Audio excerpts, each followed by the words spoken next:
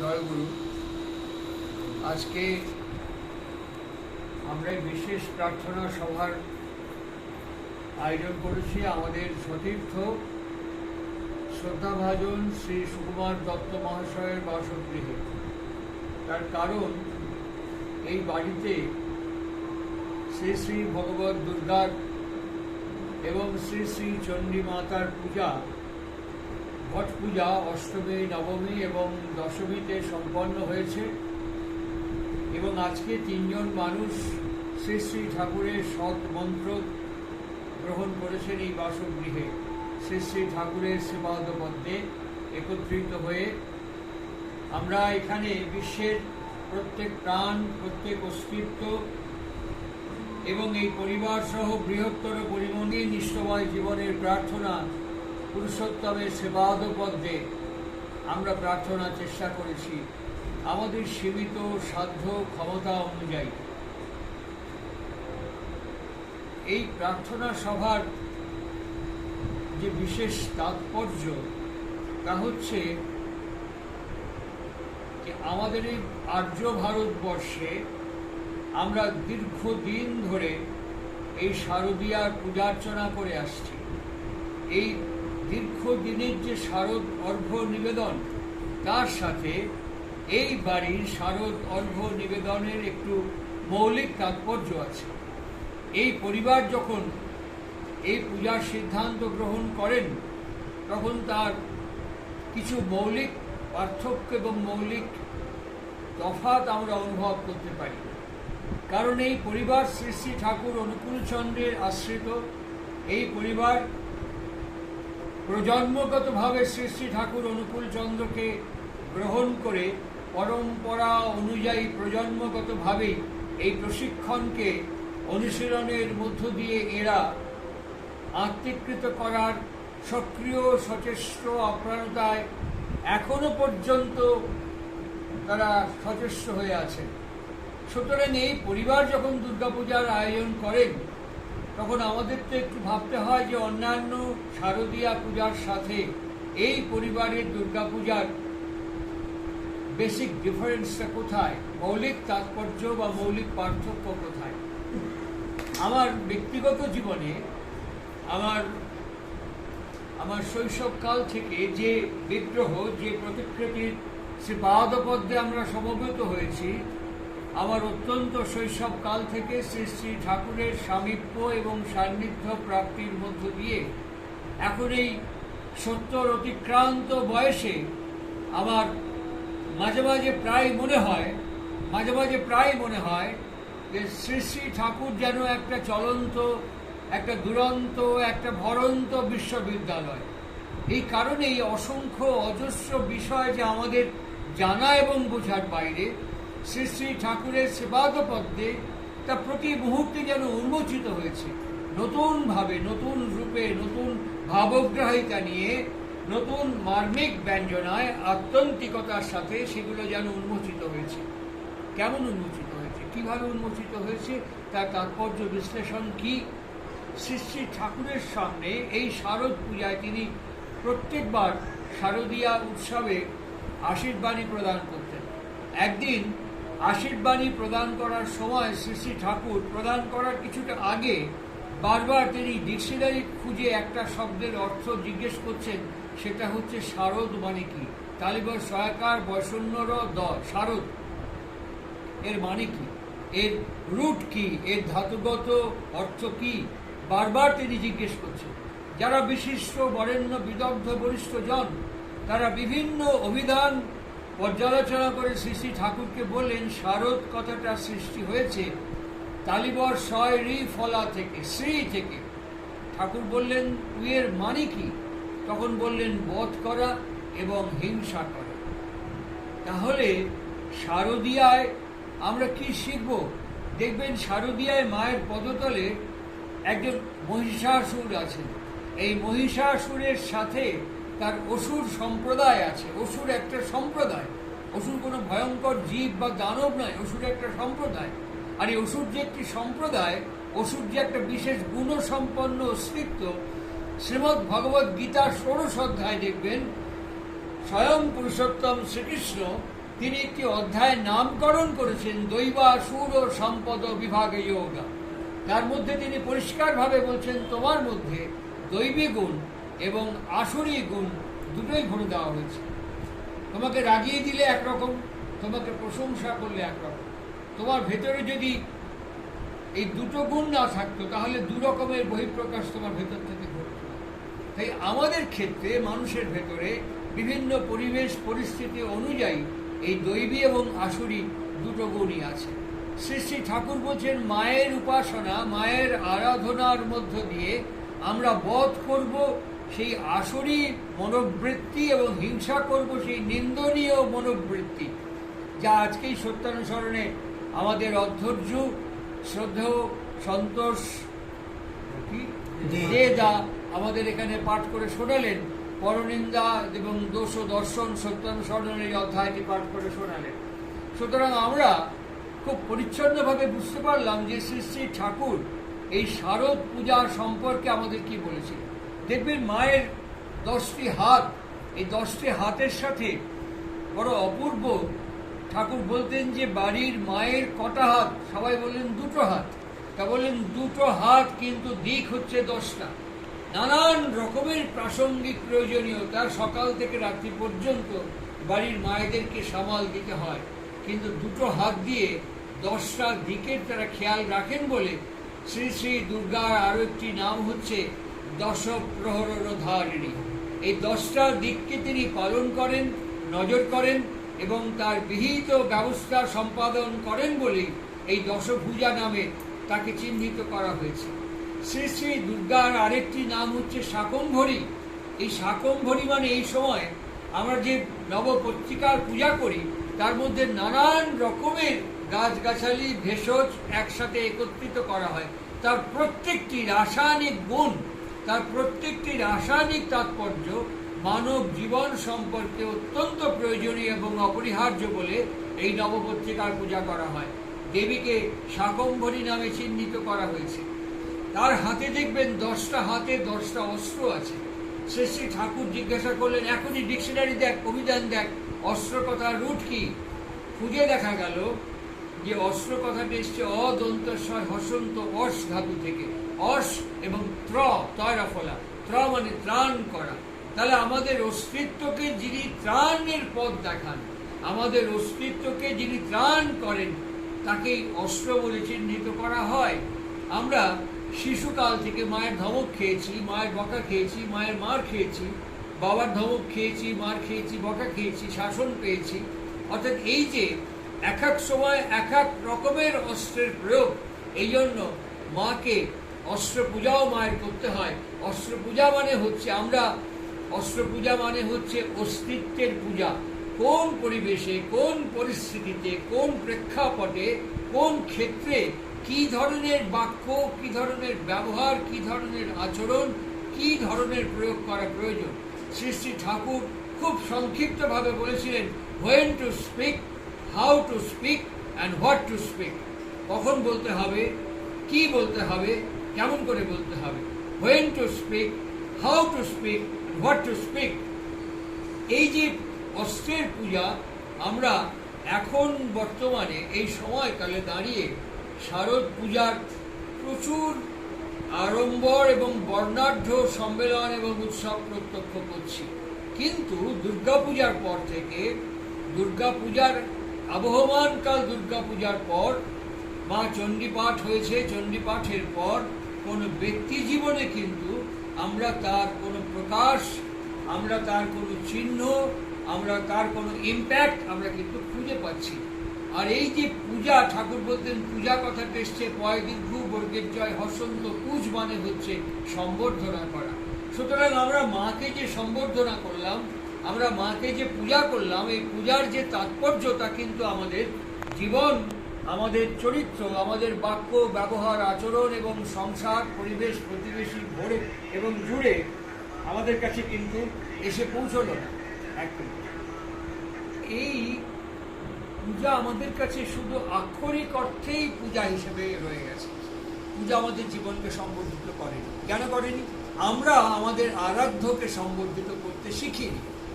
এটা একটা প্রসেস, এটা একটা পদ্ধতি, এটা একটা উচ্চারণ, এটা একটা ব্যাকরণ, সেইভাবে আমাদের কাছে কোনো স্ট্যান্ডার্ড ছিল না যে কোন স্ট্যান্ডার্ডকে ফলো করে আমরা পূজা করব। এই কারণেই যুগের সন্ধিক্ষণে যুগান্ধর জনার্দন পুরুষোত্তমের অবতরণ, আবির্ভাব এবং আগমন অত্যন্ত প্রয়োজনীয় হয়ে পড়ে। আর প্রয়োজনীয় হয়ে পড়ে কেন? তিনি আমাদের মার্গ উন্মোচন করেন। তিনি আমাদের প্রত্যেকটি বিষয়কে হাতে কলমে করে ধরে দেখিয়ে দেন, আর দেখিয়ে দেন কেমন করে তা করতে হবে। আমার খুব স্পষ্ট মনে হয় স্মৃতিচারণার মধ্য দিয়ে শ্রী শ্রী ঠাকুর একদিন বসে আছেন, তখন সৎসঙ্গের খুব অভাব, খুব অনটন, খুব দুর্যোগ, ভীষণ ভীষণ অভাব, ভীষণ প্রয়োজন। ঠাকুরের কাছে যে মানুষ এসে সাহায্য ভিক্ষার কথা বলেন, ঠাকুর প্রাণকে পণ করে মানুষের পেছনে, মানুষের উন্নয়নের জন্য চেষ্টা করছেন। একদিনকে ঠাকুরের সহধর্মীরই বড় মা ঠাকুরকে বললেন, এত অভাব সব সামাল দেওয়া কেমন করে? শ্রী শ্রী ঠাকুর বড় মার মুখের দিকে কিছুক্ষণ তাকিয়ে থেকে হরাইজনের দিকে তাকালেন। হরাইজনের দিকে তাকিয়ে বললেন, বড় বউ, একদিন সৎসঙ্গে টাকার বৃষ্টি হবে, একদিন সৎসঙ্গে টাকার বৃষ্টি হবে। যেমন বৃষ্টির স্রোত বয়ে যায়, টাকার স্রোত ওরকম এখান দিয়ে বয়ে যাবে বড় বউ, দেখো আমি করলাম। বলে কিছুক্ষণ থামলেন, থেমে বললেন, তবে সেদিন আমি থাকবো কিনা তা খুব সন্দেহে। একদিন টাকার বৃষ্টি হবে, টাকার স্রোত বন্যার মতো বয়ে যাবে, তবে সেদিন আমি থাকবো কিনা সেটা কিন্তু খুব সন্দেহে। একটা জিজ্ঞাসা চিহ্ন নিচে দাঁড় করিয়ে দিয়েছে। আজকে প্রেক্ষাপটে দাঁড়িয়ে থেকে অখণ্ড সৎসঙ্গ আন্দোলনে অসংখ্য কর্মীবৃন্দকে আমি আমার এই 70 অতিক্রান্ত বয়সে দেখলাম। অধ্যর্য যাজক, অধ্যর্য প্রতিঋত্বিক অসংখ্য দেখলাম।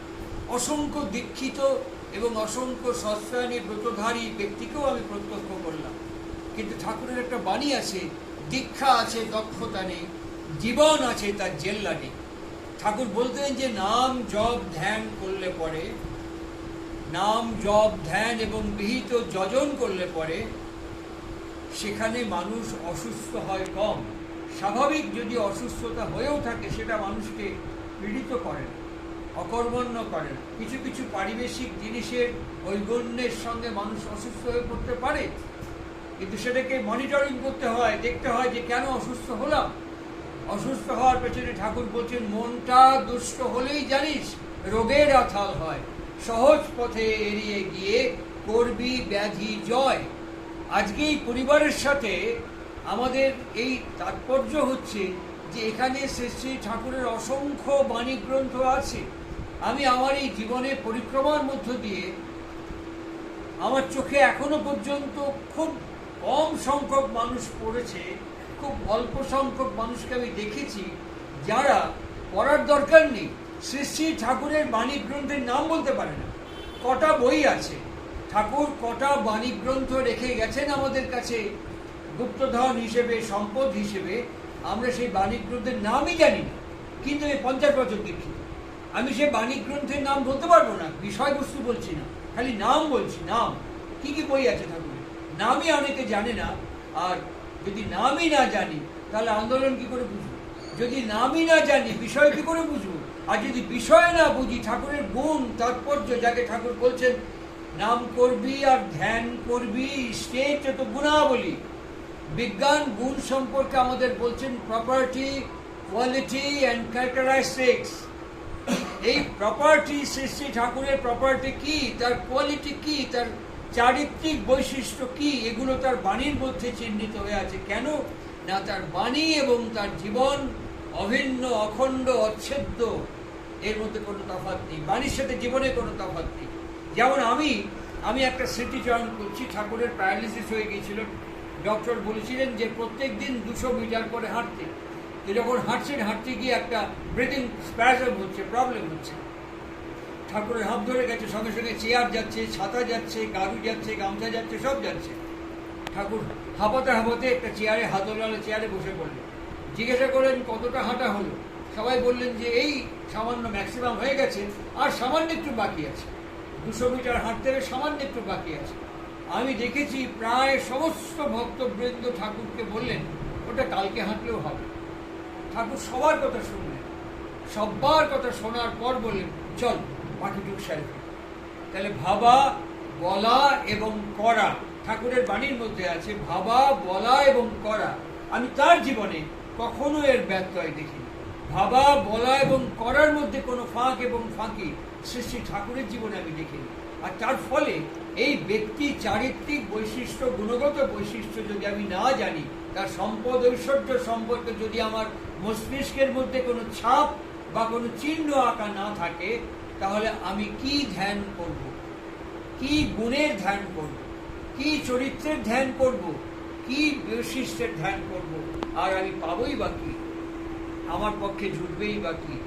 শ্রী শ্রী ঠাকুর বলতেন, শুধু ছবিকে ধ্যান করলে পরে ত্রাটক হয়ে যায়, ফিক্সেশন বলছেন।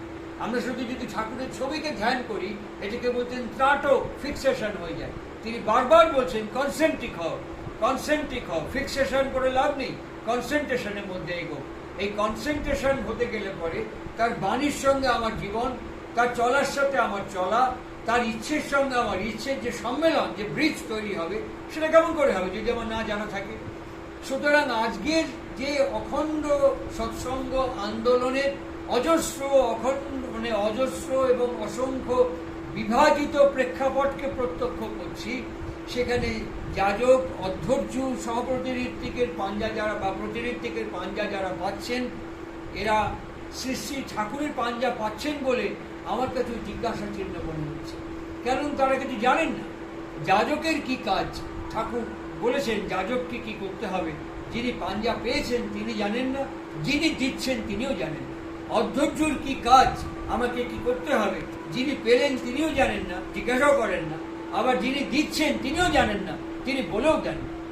সুতরাং একটা কথা আছে, ঋত্বিকের কি কাজ, এটাও কিন্তু আমরা কেউ জানি না, বুঝতে পারি না। তাহলে এই কর্মীবৃন্দের যদি এই অবস্থা হয়, তাহলে দীক্ষিত সম্প্রদায়ের অবস্থা কি হবে? যারা দীক্ষা গ্রহণ করছেন বিভিন্ন অঞ্চলে, তাদের গুণগত চারিত্রিক সম্পদ ঐশ্বর্য কিভাবে গঠিত হবে? তাই সৎসঙ্গ আন্দোলনও আস্তে আস্তে বিভিন্ন ক্লাব সংগঠন, যেমন শারদীয়ার পূজার তাৎপর্যকে যদি জিজ্ঞাসা করে কোনো সংগঠনের ব্যক্তিকে যারা পূজা করছেন, যে দুর্গা মানে কি, অস্ত্রের মানে কি, অসুর মানে কি, এত নামকরণ কেন, এটা যেমন তারাও বলতে পারবেন না। সৎসঙ্গ অখণ্ড আন্দোলন এখন অখণ্ড নয়, এখন বহু খণ্ডে বিখণ্ডিত, বহু ভাগে বিভাজিত আন্দোলনের নেতৃবৃন্দকেও যদি জিজ্ঞাসা করা হয়, তারাও বলতে পারবে কোথায় যেন একটা অভূতপূর্ব সম্মেলন তৈরি হয়ে গেছে। সুতরাং সৎসঙ্গ আলাদা করে চিহ্নিত করা যায় না বিশাল বিরাট বিকৃত জনস্রোতের থেকে। এইখানে কে বিকৃত করে, এইখানে এই বিষয়কে কে অধিকার করে এমন করে বিকৃতির পথে পরিচালনা করলো, এই জিজ্ঞাসা যদি করা হয়, তাহলে সর্বপ্রথম যে উত্তরটি দিতে হয় সেটা হচ্ছে আমি নিজে করেছি। আমি প্রলয় মজুমদার, আমি নিজে করেছি। কেননা আমার মনে আছে ঠাকুরের জ্যেষ্ঠ আত্মজ পূজ্যপাদ বর্দাকে ঠাকুর একদিন জিজ্ঞাসা করছেন যে, বড় খোকা, আমি যে সত্যানুসরণ লিখলাম কার জন্য? বর্দা হাঁটু গেড়ে বসে হাত জোড় করে বলেছিলেন, আগে বাবা আমার জন্য। তারপরে জিজ্ঞেস করেছিলেন, আমি যে এত কথা বললাম এসব কার জন্য? পূজ্যপাদ বর্দা বলেছিলেন, আগে বাবা আমার জন্য। আমি প্রলয় মজুমদার, আমি দীক্ষার পর থেকে এই সময়কাল পর্যন্ত আমি কি একবারের জন্যও ভেবেছি এই প্রত্যেকটি আমার জন্য, এই প্রত্যেকটি বাণী আমার জন্য, প্রত্যেকটি আদেশ আমার জন্য, প্রত্যেকটি নির্দেশ আমার জন্য, এই প্রত্যেকটি দায়িত্ব আমার, প্রত্যেকটি কর্তব্য আমার? আমি তা বলিনি, আমি তা ভাবিনি, আমি তা করিও। তার ফলে হয়েছে কি, আমি সন্তোষদের কাছে দোষ চাপিয়ে দিয়েছি, সন্তোষদার জন্য এটা হলো না। সুকুমার দত্তের ওপরে দোষ চাপিয়েছি, সুকুমার দত্ত এটা করতে দিল না। গোপাল দত্তের ওপরে দোষ চাপিয়েছি, গোপাল দত্তের জন্যই এটা আমি চেয়েছিলাম, করতে পারলাম না। কিন্তু আমি কখনো নিজের দায়িত্ব কর্তব্য মনে করে এটাকে আত্মীকৃত করিনি। যেমন এখনকার শারদ অর্ঘ্য যারা নিবেদন করছেন, উদযাপন করছেন, তারাও যেমন একদিনের জন্যও মনে করেন না শারদীয়া মানে কি, চাঁদা তুলতে যায় বাড়িতে, একবারের বিষয়ে কথা বলেন না, ঠিক তেমনই আমাদের দীক্ষিত পরিবারগুলোকে দেখে মনে হয় না আমরা দীক্ষিত। যেমন বিবাহিত মায়েরা বসে আছেন এখানে, এদের দিকে তাকালে পরে বোঝা যায়। আজকেই ওকে জিজ্ঞেস করছিলাম যে, তোমাকে যদি আমি জিজ্ঞেস করি তোমার বিয়ে হয়েছে, লোক আমাকে কি বলবে? পাগল বলবে। কেন বলবে?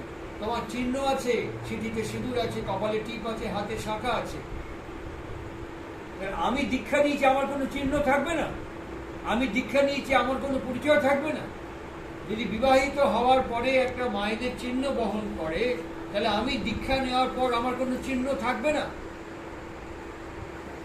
আমার ব্যবহার, আমার ভাষা, আমার জীবন, আমার সংসার, আমার আচার আচরণ কোনো চিহ্ন বহন করবে না? আজকে বিবাহের পর সন্তান সন্ততি হয় পরিবারে, তাহলে আমার হবে না? আমার ব্যবহার আগে যেমন ছিল, আমার ব্যবহার যদি একই রকম থাকে, তাহলে যেমন বন্ধা নারী বলা হয়, আমার দীক্ষাকেও বলা হবে বন্ধা দীক্ষা। আমার দীক্ষাকেও বলতে হবে দীক্ষা বন্ধা দীক্ষা। আমার আগে যে খাদ্যাভ্যাস ছিল, এখন সেই খাদ্যাভ্যাস যদি থাকে, তাহলে পরে বলতে হবে এটা বন্ধা দীক্ষা হয়েছে, দীক্ষার কোনো কার্যকারিতা নেই। তাই সেই ক্ষেত্রে কোথায় কেমন যেন একটা অভিন্ন যোগসূত্র খুঁজে পাওয়া যাচ্ছে বর্তমান স্রোতের সাথে। তাই আজকে বোধহয় একটা সময় এসছে, ঠাকুর অনুকূল চন্দ্র তিনি বারবার বলতেন এটা সমষ্টি আন্দোলন নয়, এটা 100% ব্যক্তি আন্দোলন, এটা 100% ব্যক্তি আন্দোলন। আর এই ব্যক্তি আন্দোলনের মধ্য দিয়ে প্রত্যেকটি পরিবারের প্রত্যেকটি ব্যক্তিকে নিজস্ব তপস্যা, নিজস্ব সাধন ভজন, নিজস্ব যজনশীল জীবনকে গড়ে তোলার চেষ্টা করতে হবে, যাতে we are not average at all. আমরা যেন সমাজ, সংসার, প্রকৃতির বুকে একটা বিশেষ দাগ, একটা চিহ্ন রেখে যেতে পারি। আমার গুরুদেবের নাম শ্রী শ্রী ঠাকুর অনুকূল চন্দ্র। তিনি ব্যক্তি জীবন থেকে বিশ্ব জীবন, ব্যক্তি জীবন থেকে সমস্ত জীবন তিনি বর্ণনা করেছেন। সেই বিষয় যেন আমি অনুভব করতে পারি এবং অনুভব করানোর শক্তিকে অর্জন করতে পারি। শ্রী শ্রী ঠাকুর এখন আমাদের কাছে সশরীরে নেই। আমার খুব স্পষ্ট, আমি তাকে দর্শন করেছি, তাকে আমি দেখেছি। তার নাম ত্রৈলোক্যনাথ চক্রবর্তী, সৎসঙ্গের প্রথম পাঞ্জাব প্রাপ্ত ঋত্বিক। ওকে আমি জিজ্ঞেস করেছিলাম, ত্রৈলোক্যদাকে বাগবাজারে আমার সাথে দেখা হয়েছিল, 6 ফুটের উপরে, প্রায় 7 ফুটের কাছাকাছি চেহারা। আমি যখন তাকে দেখি খাটের উপরে শুয়েছিলেন, ছোট হয়ে গেছে শরীর, অনেক ছোট হয়ে গেছে, খুব অসুস্থ। আমি ওকে জিজ্ঞেস করেছিলাম, what is your experience about Shri Shri Thakur? উনি কথা বলতে পারছিলেন না, খুব ফেমেল, খুব হালকা ক্ষীণ কণ্ঠস্বরে আমাকে বললেন নাম, খুব হালকা কণ্ঠস্বরে আমাকে বললেন নাম। আলাদা এমন একটা কিছু বলুন যা আপনি পরীক্ষা করে পেয়েছেন, অনুভব করতে পেরেছেন, উপলব্ধি করতে পেরেছেন। উনি খুব পরিষ্কার ভাষায় বলেছিলেন যে আমি যখন ফরিদপুরে, তার আগে ঠাকুরকে বলেছিলাম আমাকে যে আপনি যেতে বলছেন, আমি যে যাব পরিক্রমায়, আমি তো লেখাপড়া জানি না বিশেষ, আমার তো ভালো বিদ্যা বুদ্ধি নেই, আপনি আমাকে কিছু লিখে দিন যেটা মুখস্থ করে আমি লোককে বলতে পারবো। আপনি আমাকে কিছু বলে দিন যেটা মুখস্থ করে আমি মানুষের কাছে কি জানাতে পারবো। ঠাকুর একটা হাতলওয়ালা চেয়ারে বসে উঠে গেলেন, কোমরের কাপড়টা এরকম করে বাঁধা, দেখুন ওখানেও তাই বাঁধা আছে, এরকম কাপড়টা বাঁধা, এগিয়ে গিয়ে পেটের ভুঁড়িটা ত্রৈলোক্যনাথের গায়ে গিয়ে লাগে। তিনি সোজা হয়ে দাঁড়িয়ে, ত্রৈলোক্যনাথ তো লম্বা ছিলেন, সোজা হয়ে দাঁড়িয়ে ত্রৈলোক্যনাথ চক্রবর্তী তাকে তিনি বললেন, আপনি যেখানেই যান একে স্মরণ করবেন। এই বলে নিজের বুকের দিকে, তিনি আমাকে বললেন না, একে স্মরণ করবেন, যেখানেই যান একে স্মরণ করবেন। আমার এই ফিজিক নিয়ে খুব বেশি নাড়াচাড়া করবেন না, আমার এই শরীরটাকে নিয়ে খুব বেশি নাড়াচাড়া করবেন না। ত্রৈলোক্যনাথ ভা করে তাকিয়ে আছে, বলছেন ভেতরের স্পিরিটটাকে নিয়ে নাড়াচাড়া করবেন, এর ভেতরের যে স্পিরিট ওটাকে নিয়ে নাড়াচাড়া করবেন। আর আপনি যেখানেই যান একে একবার স্মরণ করবেন। আমি যে প্রান্তেই থাকি না কেন, আজ, কাল অথবা 500 বছর পরে, আমি ওই ত্রৈলোক্যনাথের বুকে ঠোকা দিয়ে বলছে, আমি দেন সেখানে ইন করে যাব। ভাবার মতো বিষয়। এই কথাটাই পুণ্যপুঁথির মধ্যে তিনি ট্রান্স অবস্থায় বলছেন, sound of your call must rich me because I am sound. তাহলে এই স্পিরিটটাকে নিয়ে নাড়াচাড়া করবেন, মানে তার ভেতরে যে বীজ নাম, তাকে নিয়ে নাড়াচাড়া করবেন। ঠাকুর বলছেন নাম আর নামই অভেদ এবং অভিন্ন। আমাদের আশ্চর্য হয়ে যায়, উপনয়ন নেওয়ার পর আমরা আহ্নিক করি 1 বছর, তারপর ছেড়ে দিই, আর করি না। উপনয়ন নিয়েছেন, হ্যাঁ, আহ্নিক করেন না ওই 1 বছর, তারপরে আর করেন না। দীক্ষা নেওয়ার পর ঠাকুর বললেন 3 ঘন্টা নাম করতে, 1 ঘন্টা 1 ঘন্টা 1 ঘন্টা 3 বার, 3 ঘন্টা করে জপ করতে। নাম জপ করেন, ওই সকাল সন্ধ্যা একবার স্মৃতি করি, সন্ধ্যেবেলা সময় পাই না। কিন্তু যদি হাগা হয়, এত ব্যস্ত, যদি হাগা হয়, আমাশা হয়, বেরোতে পারছি না, পেটটা খারাপ, বাড়ি থেকে রুটি পাচ্ছি, যদি জ্বর হয় বেরোতে পারছি না। আজকে করোনা আমাদেরকে পাঠ দিয়েছে, করোনা আমাদেরকে শিক্ষা দিয়েছে সদাচার কাকে বলে। বাইরে থেকে এসেই আমরা স্যানিটাইজ করছি, বাইরে বেরোলেই মাস্ক ইউজ করছি। ঠাকুর এগুলো কোন সালে হেমায়তপুর থেকে বলে আসছেন, আমরা এগুলো আমল দেইনি, গুরুত্ব দিইনি। তাহলে কি আমি বলবো যে আমি ঠাকুরের শিষ্য? আমি কি জোর গলায় বুকে হাত দিয়ে বলতে পারি আমি ঠাকুরের শিষ্য? একটা বউ সে স্বামীকে পাত্তাও দেয় না, মানে খোঁজও রাখে না, রান্নাও করে না, কিছুই করে না, নাম কাওয়াস্তে স্বামী। আমার ক্ষেত্রে নাম কাওয়াস্তে গুরু, আমিও তাকে পাত্তাও দিই না, খোঁজও রাখি না, তার সাথে সংসারও করি না, আমিও নাম কাওয়াস্তে গুরুকরণ করেছি। একই রকম মনে হয় না? তাহলে আজকে সমাজ জীবনের যে পরিবেশ পরিস্থিতি, আজকে সৎসঙ্গ পরিমণ্ডলের সেই একই পরিবেশ এবং পরিস্থিতি তৈরি হচ্ছে, এটাকে চেঞ্জ করতে হবে। নিন্দা, সমালোচনা, কুৎসা করে কোনো লাভ হবে না, এই জন্য আমি রেসপন্সিবল। ঠাকুর সত্যানুসরণে বলেছেন, তুমি তোমার নিজ পরিবারের, দেশ, দশ, বর্তমান ভবিষ্যতের জন্য দায়ী। আমি কি করে চেঞ্জ করতে পারি? আমার ফ্যামিলিকে আমি চেঞ্জ করতে পারি। আমি কি করে চেঞ্জ করতে পারি? আমাকে চেঞ্জ করতে পারি, আমার বউকে চেঞ্জ করতে পারি, আমার ছেলেকে চেঞ্জ করতে পারি। আমি এইটুকু করতে পারি। আমি আপনাদের পারবো না চেঞ্জ করতে। আপনি আমার খানো না, পড়েনও না, আপনি আমার ধারও ধারেন না, কিন্তু আমার বউ আমাকে গ্রহণ করেছে, আমাকে বরণ করেছে, আমাকে স্বীকার করেছে, আমার সন্তানকে বহন করে প্রসব করেছে। আমি আমাকে করতে পারি, আমার বউকে করতে পারি, আমার ছেলেকে করতে পারি, এটুকু আমি করতে পারি। আমার পরিবারটাকে আমি চেঞ্জ করতে পারি। সুতরাং এখন এই প্রত্যেকটি পরিবারকে, প্রত্যেকটি ব্যক্তিকে এইভাবে ধরে ধরে তার অন্তর্জগতে প্রবেশ করতে হবে। প্রত্যেকটি পরিবারকে একটু একটু করে চেঞ্জ করাতে হবে, যাতে দেখে মনে হয় আমাদেরও স্মৃতিতে সিঁদুর আছে, আমাদেরও কপালে টিপ আছে, আমাদেরও হাতে একটা চিহ্ন আছে। We are not street dog, আমরা রাস্তায় বেওয়ারিশ মাল নই, আমাদেরও গুরু আছে। গুরুর গুরুত্ব কি? আমাদের আচরণ বলবে, ব্যবহার বলবে, ভাষা বলবে, চরিত্র বলবে, জীবন বলবে, সংসার বলবে। কিচ্ছু দেবেন না ঘরের মধ্যে এসে খালি ঢুকে একটু বসে, ওহ কি শান্তি পেলাম আপনার ঘরে এসে, খেতেও দেয়নি, জলও দেয়নি, বসতেও বলেনি, নিজে থেকে বসে একটু বলে কি শান্তি পেলাম, আবার আসবো। এইরকম পরিবেশ তৈরি করতে হবে। ঠাকুর অনুকূল চন্দ্র এইরকম দীক্ষিত সন্তান চেয়েছিলেন বলে তার বাণী গ্রন্থের নাম হচ্ছে চর্যার সূক্ত, এবং প্রত্যেক ঋত্বিক বইয়ের মধ্যে একটা চ্যাপ্টার আছে প্রকৃত দীক্ষার পাত্র কে। কে প্রকৃত দীক্ষার পাত্র? দীক্ষা দেওয়ার জন্য লাফালাফি করে পাঠার মতো বলি দিয়ে দীক্ষা দিয়ে যাচ্ছি, এ মুড়ো দিয়ে দীক্ষা নিচ্ছে, ও মুড়ো দিয়ে ছেড়ে দিচ্ছি। সবাইকে দীক্ষা দেওয়ার কোনো প্রয়োজন নেই, সবাইকে দীক্ষা দিতে হবে, কিন্তু আগে পাত্রকে প্রস্তুত করতে হবে, আগে ব্যক্তিকে প্রস্তুত করতে হবে, আগে ব্যক্তিকে জানাতে হবে সে দীক্ষা নিতে আগ্রহী কিনা। ঠাকুর বলেছেন প্রকৃত দীক্ষার পাত্র কে। তার ঋত্বিক বইয়ের মধ্যেও যেমন আছেন কর্মীদেরকে প্রশিক্ষণের জন্য, তেমনি বাণী গ্রন্থ চর্যা সূক্ত বইয়ের মধ্যেও আছে প্রকৃত দীক্ষার পাত্র কে। আবার আশ্রম যখন আমরা তৈরি করি, আশ্রম কর্মীর শপথ বাক্য পাঠ। আশ্রমে সবাই কর্মী হতে পারেন না, সবাই আশ্রমবাসের উপযুক্ততা অর্জন করতে পারেন, এটা একটা কোয়ালিফিকেশন। তাহলে আশ্রমে যখন আমি বাস করতে যাব, আশ্রম কর্মী হতে যাব, তখন কেমন আশ্রম কর্মী হতে হবে সেই বিষয়ে তিনি পরিষ্কার বলেছেন চর্যার সূক্ত বাণী গ্রন্থের মধ্যে। আশ্রম কর্মীর শপথ বাক্য পাঠ, এইটা নিয়ে আমাকে আশ্রম কর্মী হতে হবে, শেষ নিঃশ্বাস পর্যন্ত ওই চরিত্র আমার ভেতর দিয়ে বেঁকে দিতে হবে। ঠিক একইভাবে দুর্গাপূজা করলাম, তাতে দুর্গাপূজা করার অধিকার জন্মায় না। দুর্গাপূজা করতে গেলে পরে চণ্ডীপাঠ করলাম, চণ্ডীপাঠের অধিকার আমার জন্মায় না। চণ্ডীপাঠ করতে হলে পরে চণ্ডীর রূপ থেকে শেষ পর্যন্ত আমাকে জানতে হবে, তার বিজ্ঞান, ব্যাকরণ, পদ্ধতি, প্রকরণ আমাকে বুঝতে হবে। চণ্ডীপাঠের যে তাৎপর্য, দুর্গাপূজার যে তাৎপর্য, সেটাও আমাকে ভালো করে অনুভব করতে হবে, তারপরে সে পূজার অধিকারী অনুভব। আজকে সামাজিক স্রোত যেমন, সৎসঙ্গের স্রোত তেমন।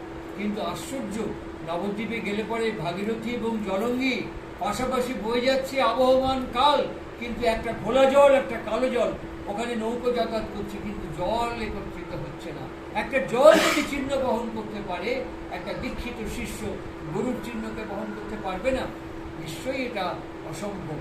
অনেকে বলেন যে মানুষের ওপরে বিশ্বাস হারানো পাপ, ঠিক, 100বার ঠিক, কিন্তু অনিয়ন্ত্রিত, অযোগ্য, অপদার্থ, অদক্ষ মানুষকে বিশ্বাস করাও কিন্তু খুব একটা পুণ্যের কথা নয়। মানুষের ওপরে বিশ্বাস হারানো পাপ, কিন্তু অযোগ্য, অপদার্থ, অদক্ষ, এরকম আনএফিশিয়েন্ট কোনো মানুষকে বিশ্বাস করাও কিন্তু খুব একটা পুণ্যের কথা নয়। সুতরাং সেই ক্ষেত্রে বিশ্বাস কাকে বলে, বিশ্বাস কি, বিশ্বাস কেমন, একেও নতুন করে নবীকরণের সময় এসছে। গুরুর প্রতি বিশ্বাস, ঠাকুর বলতেন রোজ তার কাছে 3টে জিনিস ভিক্ষে চাইবি, তাকে বলবি তোমাতে আমার ইচ্ছে হোক, তোমাতে আমার ভাব হোক, তোমাতে আমার বিশ্বাস একেবারে দৃঢ় স্থির নিশ্চয় করে দেওয়া করবে। সুতরাং এই বিশ্বাসের ভেতর থেকেই আমাদের জীবন। আমি যেন বিশ্বাস করি, দীক্ষা গ্রহণ করেছি, ঠাকুর আমার ফ্যামিলির হেড অফ দ্য ফ্যামিলি, ঠাকুর আমার অভিভাবক, তিনি আমার কাছে বাস করছেন, তিনি আমার ঘরে বাস করছেন, তিনি আমার সঙ্গে বাস করছেন। এই বোধ এবং ভাব থেকে আমাদের জীবন চালিত হোক, আমাদের কর্ম সম্পাদিত হোক, আমাদের সামগ্রিকত্ব নিবেদিত হোক।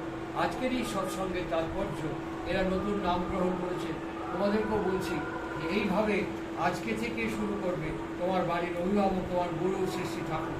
আর প্রত্যেক দিন তার কথা মেনে চলবে, সদাচার মেনে চলবে, প্রত্যেক দিন চেষ্টা করবে, যতই কাজ তার, যদি জ্বর হয় কাজ করতে পারবে, পেট খারাপ হয়ে কাজ করতে পারবে, মনে করবে যে আমি গুরুর জন্য 1 ঘন্টা সময় বার করেছি। সকালবেলাতে ইষ্টবিধি করবে, তারপরে সময় মতো কিছুক্ষণ ধ্যান করবে, দুপুরবেলাতে কিছুক্ষণ ধ্যান করবে, আর সন্ধ্যেবেলাতে কিছুক্ষণ ধ্যান করবে। এই 3 বার করে ধ্যান করার অভ্যেস করবে। তোয়াজ করে আন্দোলন করে লোক সংখ্যা বাড়ালে পরে সৎসঙ্গের আন্দোলন ব্যালেন্সকে হারিয়ে ফেলবে। কোনো তোয়াজ নয়, কোনো তোয়াজ করার প্রয়োজন নেই। ডাক্তার আমাদের তোয়াজ করেনি, ভ্যাকসিন আমাদের তোয়াজ করেনি। দেখুন কি লম্বা লাইন ভ্যাকসিনের জন্য, আজ না হলে কাল, কাল না হলে পরশু, পরশু না হলে তরশু। অসুখ করলে পরে ডাক্তার অ্যাপয়েন্টমেন্ট দিচ্ছে না, বারবার গিয়ে তার কাছে পৌঁছচ্ছি। ঠিক ওইখানে যেমন আকুতি এবং আর্জ, এইখানেও সেম আকুতি এবং আর্জ নিয়ে একইভাবে আমাকে লেগে থাকতে হবে। তা না হলে বলতে পারবো ভয়ঙ্কর পরিস্থিতি, তা না হলে জানি না কি হবে। শেষে ঠাকুর তার ধৃতি বিধান আর 2য় খণ্ড বাণীর মধ্যে বলছেন, কোন জাহান্নামের অতলে চলিয়ে যাবে তার কোনো ইয়ত্তা নেই। আমারও সে একই কথা, আমি কোথায় চলে যাব তার কোনো ইয়ত্তা নেই। তিনি অত্যন্ত করুণাময়, দয়াময় বলে আমাদের বারবার অপশন দিচ্ছেন, বারবার আমাদের সুযোগ দিচ্ছেন, বারবার আমাদেরকে সতর্ক করছেন, বারবার আমাদেরকে অ্যালার্ট করে তিনি আমাদেরকে জানাচ্ছেন এই পথ নান্য পন্থা বিদ্যতায় নয়। তাই নাম চলতে ফিরতে কাজে কর্মে সবসময় নাম যেন আমাদের মধ্যে সবসময় জপ হয়। আর আপনারা যারা রান্না করেন, ঘর সংসার করেন, প্রত্যেকটি কাজ সম্পূর্ণ করেই ঠাকুরকে বলবেন, ঠাকুর আমি তোমাকে দেখিনি ঠাকুর, একটাও মিথ্যে কথা নয়, আমি তোমাকে দেখিনি ঠাকুর, আমি তোমাকে চিনি না, আমি তোমাকে জানি না, আমি যে তোমাকে খুব ভালোবাসি, ভরসা করি, নির্ভর করি, সবটা সত্যি নয় ঠাকুর, তবুও আমি তোমাকে গুরুপদে বরণ করে তোমার দীক্ষা গ্রহণ করেছি। আমি যেই কাজটা করলাম, আমি তোমার সব বই পড়িনি ঠাকুর, এই যে কাজটা করলাম, শুনেছি সৎসঙ্গে, সুকুমার দত্তদার বাড়িতে গিয়ে সৎসঙ্গে শুনেছি প্রত্যেকটা কাজ নিখুঁতভাবে সম্পন্ন করার কথা। আমি প্রত্যেকটা কাজের মধ্যে আজকে প্রথম দিন জীবন কর্ম শুরু করার আগে এটা নিখুঁতভাবে সম্পন্ন করলাম। তুমি খুশি হয়েছো ঠাকুর, তুমি তৃপ্তি পেয়েছো, তুমি আনন্দ পেয়েছো। একবার করে প্রত্যেকটা কাজ শেষ করে করে আমার গুরুকে আমি নিবেদন করব, প্রত্যেকটা কাজ করে করে আমার গুরুর সাথে আমি কনভারসেশন করব। একটা সময় আসবে, একটা দিন আসবে, আমার অন্তর্জগৎ আলোকিত হয়ে যাবে। একটা সময়, একটা দিন আসবে, অন্ধকার একদিন আলোয় ভরে যাবে। অন্ধকারে এই অমাবস্যার মধ্যেই হয়তো বা একদিন দীপান্বিতার মহোৎসব সূচিত হবে। সামনে দীপান্বিতা, এই শারদ লগ্ন থেকে দীপান্বিতার মহোৎসবে আমাদের যাওয়া শুরু হোক। আমাদের হিংসা, আমাদের বধ, আমরা আমাদের আসুরি প্রবৃত্তিকে নিধন করে ওই সিংহের মতন বীর বিক্রমে আমরা আমাদের সামনের পথে গুরুর ইচ্ছা পূরণের জন্য এগিয়ে যাই।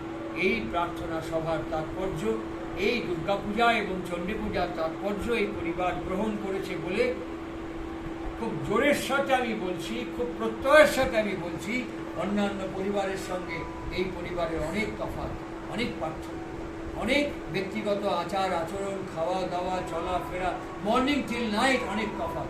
আর এই তফাৎ প্রত্যেক পরিবারে সঞ্চারিত হোক এই প্রার্থনা সেগুলোর সে পাদপদ্মে নিবেদন করে আবার প্রত্যেক অস্তিত্বের জন্য, বিশ্বের প্রত্যেক প্রাণের জন্য এবং যারা এখানে একত্রিত এবং সমবেত হয়েছেন তাদের এবং তাদের পরিবারের প্রত্যেকের জন্য, আর বৃহত্তর পরিমণ্ডলের প্রত্যেক প্রতিবেশী পরিজনদের দীর্ঘ, নীরব, সুস্থ, সুন্দর, সামগ্রিক ইষ্টময় জীবনের প্রার্থনা নিবেদন করে আনুষ্ঠানিকভাবে আজকের সৎসঙ্গ প্রার্থনা সভা এখানেই শেষ করছি।